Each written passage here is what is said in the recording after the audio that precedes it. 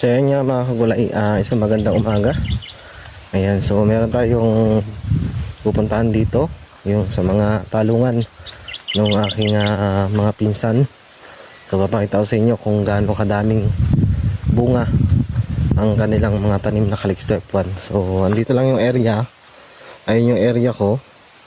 Ayun yung pinroning. Tapos ito yung aking dumalaga ngayon na Calixto F1, yung may poste na yun. Ayan, so magkakatabi lang po kami dito. At yun, dito tayo sa kabilang kubo nila para makita natin yung kanyang mga talungan. So dito kasi mga kagulay, yung ating dinadaanan, ito yung pinaka main sangka. Nakita nyo, lakas ng tubig. Ayan, pumapasok po dito niyan kasi yung katabi ko doon ay palay po yung kanyang itatanim. So ito na po yung bungad ng kanilang talungan. Bali, dalawa sila magkapatid dito na may talong. So ito yung sa bunso. So ito yung kanyang Calixto F1 at ito ay naharbisan kahapon. At ito ay wala pa akong masyadong ipit. Kaya kita nyo, halos sarado pa yung kanyang daanan.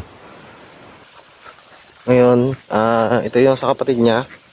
Ito naman din yung sa pinsang ko. So ito yung kanyang talungan. Ito yung kanyang ilalim. Ayan, ayan yung mga bunga niya. Kita nyo, ayun, no?